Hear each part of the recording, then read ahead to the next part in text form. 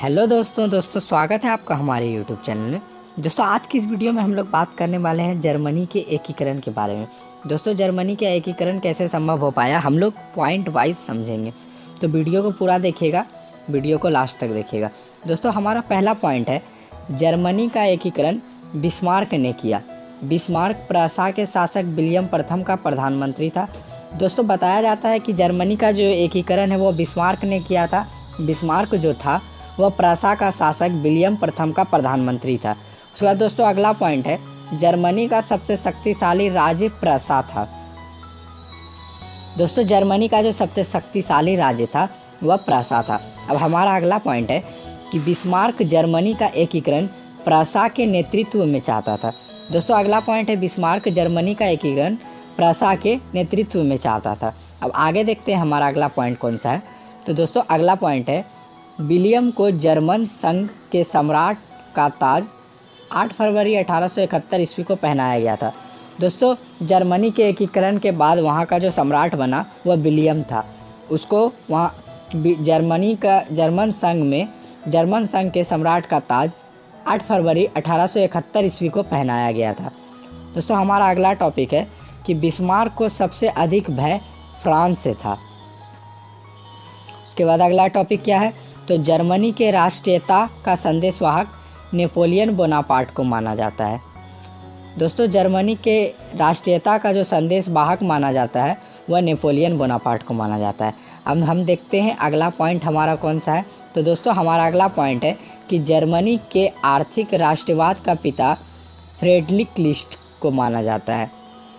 अगला पॉइंट है जर्मनी राष्ट्रीय सभा को डायट के नाम से जाना जाता है। यह फ्रैंकफर्ट में होती थी। दोस्तों जर्मनी में जो राष्ट्रीय सभा होता था उसको डायट के नाम से जाना जाता है और यह फ्रैंकफर्ट में होती थी। उसके बाद आगे देखते हैं क्या है। तो अगला टॉपिक है क्या कि 1815 ईस्वी से 1850 ईस्वी के बीच जर्मन साम्राज्य पर ऑस्ट्रिया का आधिपत्य था। दोस्तों बताया जाता है 1815 ईस्वी से 1850 ईस्वी के बीच जर्मन साम्राज्य पर ऑस्ट्रिया का आधिपत्य था। दोस्तों ऑस्ट्रिया का जो चांसलर था वह मेटरनिक था। जर्मनी के एकीकरण में राके, बोमर, लसर इत्यादि दार्शनिक महत्वपूर्ण भूमिका निभाई। अगला पॉइंट हम लोग देखते हैं। तो हमारा अगला पॉइंट है फ्रैंकफर्ट संविधान सभा का गठन मई 1848 ईस्वी में किया गया। दोस्तों फ्रैंकफर्ट में ही जर्मनी के राज्यसभा होता था जिसका नाम डायट था। तो दोस्तों फ्रैंकफर्ट संविधान सभा का गठन जो है वह मई 1848 ईस्वी में किया गया। अगला पॉइंट है हमारा कि 23 सितंबर 1862 ईस्वी को बिस्मार्क प्रासा का चांसलर बना। बिस्मार्क का जो जन्म 1 अप्रैल 1815 ईस्वी को बेडनबर्ग में हुआ था। दोस्तों बिस्मार्क का जन्म जो हुआ था वह 1 अप्रैल 1815 ईस्वी को बेडनबर्ग में हुआ था। विलियम प्रथम ने बिस्मार्क को बाजीगर कहा था।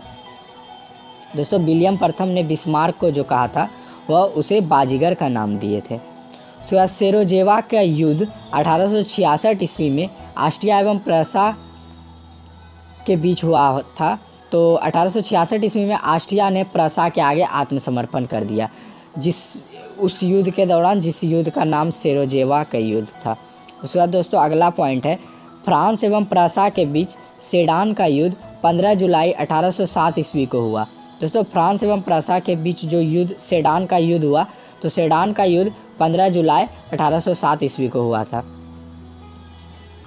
दोस्तों अगला पॉइंट है नेपोलियन तृतीय ने प्रासा के आगे 1 सितंबर 1870 ईस्वी को आत्मसमर्पण कर दिया था।